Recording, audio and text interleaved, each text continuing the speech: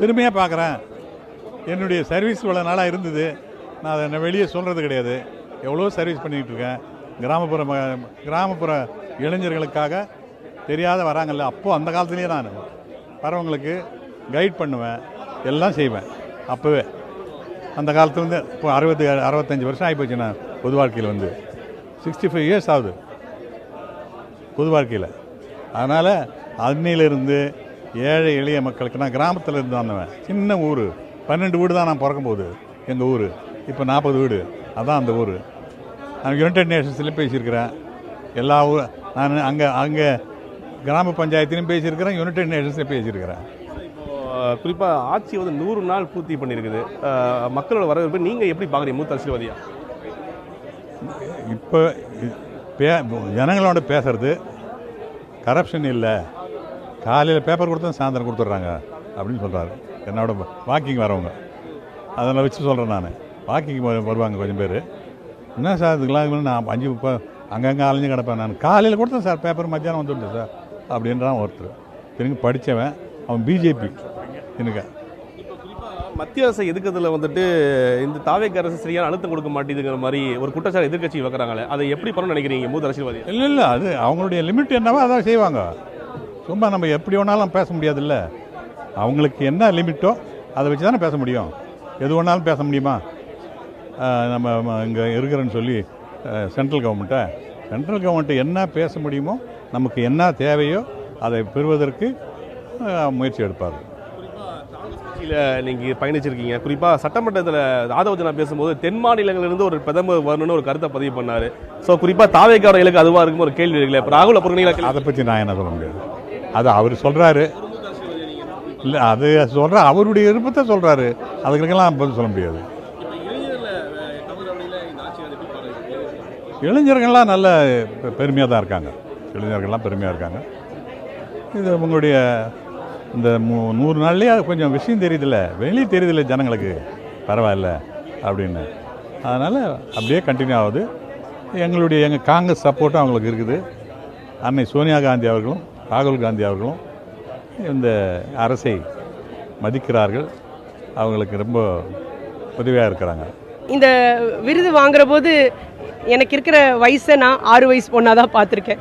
ஏன்னா அந்த 6 வயசில் இருக்கிற எண்ணம் இன்னுமே 30 வயசில் நிலச்சிருக்கு.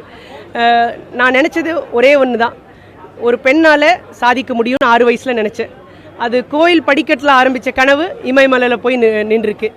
அந்த இமயமலையில் மட்டும் நிற்கக்கூடாது. அந்த ஸ்போர்ட் பேர் தான் ட்ரெயில் ரன்னிங். உலகத்துலேயே பார்த்திங்கன்னா ஒரு 10% மக்கள் தான் இது பண்ணிகிட்ருக்காங்க. ஸோ இந்த ஸ்போர்ட்டை நான் வெளியே கொண்டு வரதுக்கு நான் the head of Indian Olympic கமிட்டிக்கு நான் சப்போர்ட் கேட்குறேன். ட்ரெயில் ரன்னிங்கிற ஸ்போர்ட்டு 2030க்கு மேலே வெளியே வருங்கிற மாதிரி சொல்கிறாங்க ஒலிம்பிக்ஸில். சர்ச்சையாக தான் போயிட்டுருக்கு. சப்போர்ட் பண்ணி வெளியே கொண்டு வந்தீங்கன்னா ரொம்ப நன்றி. அப்போ தான் என்ன மாதிரி ஒரு பெண் ஒரு கிராமத்துலேருந்து not just in Mount Everest ஒலிம்பிக்ஸில் கூட சாதிக்கிற அளவுக்கு நான் வளர முடியும். ஸோ என்னை இந்த ஸ்டேஜுக்கு கொண்டு வந்தவங்களை நான் கண்டிப்பாக நன்றி சொல்லி தான் ஆகணும். ஃபஸ்ட்டு பார்த்திங்கன்னா என் பேரண்ட்ஸ். ஏன்னா எனக்கு எப்படி சூழ்நிலை இருந்துச்சுன்னா 2024 தமிழ்நாடு சாம்பியன்ஸ் ஃபவுண்டேஷன் எனக்கு கொடுத்த ஊக்குத்தொகை சஃபிஷியண்ட்டாக இருக்கிற மாதிரி இருந்தது. பட் இமயமலைக்கு போன தான் தெரியுது எவ்வளோ டிஃபிகல்ட்டாக இருந்துச்சு. அப்போ கூட நேபாளில் இருந்தபோது எங்கள் அப்பா அம்மா நகையை அடமான வச்சு கொடுத்தாங்க. அந்த நகை எனக்கு கல்யாணத்துக்கு பண்ணணும்னு நினச்ச நகையை கூட என்னோடய பேஷனுக்காக பண்ணாங்க. ஸோ நிறைய பெற்றோர்கள் அவங்களோட குழந்தைங்களோட கனவுகளை நம்பினாங்கன்னா கண்டிப்பாக அந்த குழந்தை மேலே வரும்னுங்கிற தாட்டு தான் எனக்கு இந்த விருது வாங்குற போது வந்தது. ஸோ இது ஒன்று. நெக்ஸ்ட்டு என் பிரதர் 6 வயசில் இதே மாதிரி தான் அவனும் ட்ரெயின் பண்ணதுனால தான் நான் இந்த அளவுக்கு வர முடிஞ்சுது. நெக்ஸ்ட்டு ப்ரிகால் லிமிடெட், நான் அங்கே ஒரு ஸ்போர்ட்ஸ் லீடாக ஒர்க் பண்ணுறேன். அந்த கம்பெனி இருந்தனால்தான் நான் 2 வருஷம் 2025-26 என்னால் இந்த ஈவெண்ட்டை ஃபினான்ஷியல் ஒரு லாக் இல்லாமல் பண்ண முடிஞ்சுது. ஈஸியாக நான் பண்ணி முடித்தேன். At the same time upcoming இயர்ஸ்லேயும் பண்ணணும்னு நினைக்கிறேன். ஸோ அந்த நினைக்கிற எண்ணம் இருக்குது. அதனால தான் நான் சாதிக்கணும்னு நினைக்கிறேன். இந்த விளையாட்டை தொடர்ந்தீங்க. இன்னைக்கு கல்பனா சாவ்லா விருதுன்றது உலக அளவில் பார்க்கக்கூடிய முக்கியமான விருது. அந்த விருதை வாங்கினது எவ்வளோ மகிழ்ச்சி அளிக்குது? கல்பனா சாவ்லா விருது பற்றியும் உங்களோட வறுமையிலிருந்து நீங்கள் மீண்டதை பற்றி. 6 வயசில் ஓடுற போது கோயில் படிக்கல செருப்பு கூட இருக்காதுங்க. அப்படி ஆரம்பித்த கனவு இப்போது என்னால் ஷூஸ் கூட வாங்க முடிகிற நிலைமைக்கு வந்தது ஒரு கம்பெனி என் பேஷனை ப்ரொஃபஷன் ஆக்குனது மட்டும்தான் நான் நினைக்கிறேன். And my parents support also. கோச்சஸும் நிறைய சப்போர்ட் பண்ணாங்க. நான் திருலோக் சந்திரன் சார் பற்றி சொல்லியே ஆகணும். ஏன்னா 1 இயர் எனக்கு ட்ரைனிங் கொடுத்தாரு மலைப்பட்டு மலையில். ஸோ அந்த பயிற்சி இருந்ததுனால அந்த இனிஷியேஷன் இன்னுமே ஃபேர்ம் ஆயிடுச்சு, நான் பண்ணுவேன்னு சொல்லி. இந்த விருது எனக்கு எப்படி தெரியுதுன்னா, நிறைய பேருக்கு கனவு இருக்குது, அந்த கனவை நிறைவேற்றணும்னா இந்த மாதிரி அங்கீகரிப்பு அந்த கனவை இன்னும் ஃபேர்ம் ஆக்கும். ஸோ இந்த மாதிரி விருது நிறைய பேருக்கு கொடுத்தீங்கன்னா, especially who are wanting to achieve something new, கண்டிப்பாக அவங்களோட கனவு நிறைவேறும். மேடம், கல்பனா சாவ்லா பேரில் வாங்கின அந்த விருது எவ்வளோ பெருமையாக கருதுறீங்க? 25 வருஷம் உழைப்புங்க. கல்பனா சாவ்லா அவார்டு கிடைக்கிற போது அந்த விருதோட வலிமை உங்களுக்கு அப்போவே புரிஞ்சிருக்குன்னு நினைக்கிறேன். 25 இயர்ஸ் எஃபர்ட் இப்போ வெளியே வருது. அப்படிங்கிற போது பல தோல்விகளோட வெற்றியாக தான் இந்த கல்பனா சாவ்லா விருதை பார்க்குறேன். ரொம்ப ரொம்ப சந்தோஷமாக இருக்குது. ஆக்சுவலி எங்கள் அப்பா சார்பாக டாக்டர் வி மோகன் சார்பாக இதை வாங்கியிருக்கேன் இன்றைக்கி.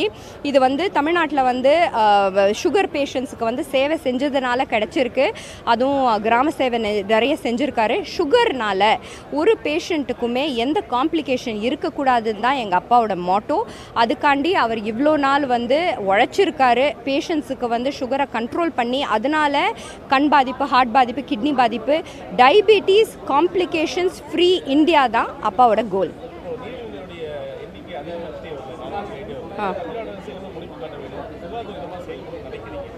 தமிழ்நாட்டு அரசு ஆக்சுவலி ஆல்ரெடி நிறைய பண்ணுது. இப்போ மக்களை தேடி மருத்துவனால பேஷண்ட்ஸுக்கு வந்து இன்சுலின், மெடிசின்ஸ் எல்லாம் வீட்லேயே கிடைக்கிது. அது ரொம்ப ரொம்ப பெரிய விஷயம். இன்னொன்று பார்த்திங்கன்னா, இப்போது நம்ம even in schools mid day meal programme கிடைக்கிது. ஸோ ரொம்ப சத்தாக உணர்வாக வந்து சில்ட்ரனுக்கு வந்து மீல்ஸ் கிடைக்கிது ஃப்ரீ ஆஃப் காஸ்ட்டாக கவர்மெண்ட் ஸ்கூல்ஸ்லேயே கிடைக்கிது. ஸோ இதனால் யூத் வந்து நியூட்ரிஷன் இம்ப்ரூவ் ஆகிறதுனால அவங்களுக்கு வந்து எந்த டிசீஸும் வர்றது கிடையாது.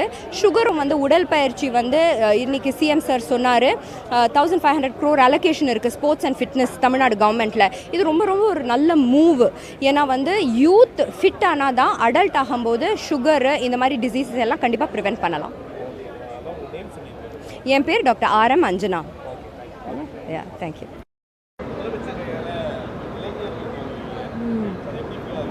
ரொம்ப சந்தோஷமாக இருக்குது. சோஷியல் ஒர்க் செய்கிற இளைஞர்களை ஊக்குவிக்கும் வண்ணம் இந்த விருது வந்து இருக்குது அப்படின்றத நான் தெரிவிச்சுக்கிறேன். எஸ்பெஷலி மதுரை மண்ணுக்கு ஒரு பெருமை சேர்க்கும் வண்ணம் இந்த விருது வந்து இருக்குது.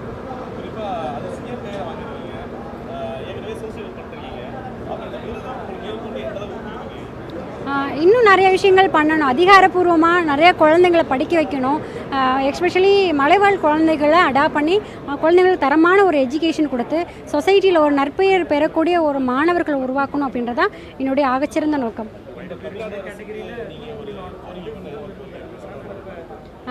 எஜுகேஷன் வந்து தரமாக கொடுக்கணும் மலைவாழ் குழந்தைங்களுக்கு. அது மட்டும் இல்லாமல் நாங்கள் MSW கிராஜுவேட். நான் வந்து முதுகலை சமூக பணி முடிச்சிருக்கேன். இந்த முதுகலை சமூக பணித்துறையானது கொஞ்சம் கொஞ்சமாக அழிஞ்சிட்டு போகுது. ஸோ இதை வந்து உயிர் கொடுக்கும் வண்ணம் தான் இந்த அவார்டு வந்து இருக்குது அப்படின்றத நான் தெரிவிச்சுக்கிறேன். இன்னும் அப்படி என்னென்னா, ஒரு முதலமைச்சரை தாண்டி, ஒரு கலெக்டரை தாண்டி, சட்டமன்ற உறுப்பினர் தாண்டி சோஷியல் ஒர்க்கர் தான் மக்கள் பணியை வந்து அடித்தரமாக செஞ்சுட்டு போகிறாங்க. மக்களோட மக்களாக இருந்து செஞ்சுட்டு போகிறாங்க. ஸோ அவங்களுக்கான அங்கீகாரம் வந்து அளிக்கப்படணும். அவங்களுக்கு நிறைய நலத்திட்டங்கள் வந்து கொடுக்கணும். அவங்களுக்கும் தனியாக ஒரு குழு வந்து அமைக்கணும். அவங்களும் ஒரு சட்டமன்ற அலுவலகங்களையோ இல்லைன்னா அமைச்சகத்திலேயோ ஒரு ஆலோசகராகவோ ஒரு சோஷியல் ஒர்க்கராகவோ அப்பாயிண்ட் பண்ணாங்க அப்படின்னா இன்னும் அரசு வழங்கின நலத்திட்டங்களை மக்களுக்கு கொண்டு போய் சேர்க்குற அளவுக்கு அவங்க நிறைய ரிப்போர்ட்டிங் ஸ்கில் இருக்குது அந்த சோஷியல் ஒர்க் ஸ்டூடெண்ட்ஸ் கிட்ட. ப்ளஸ் என்ன அப்படின்னா ப்ரோக்ராம்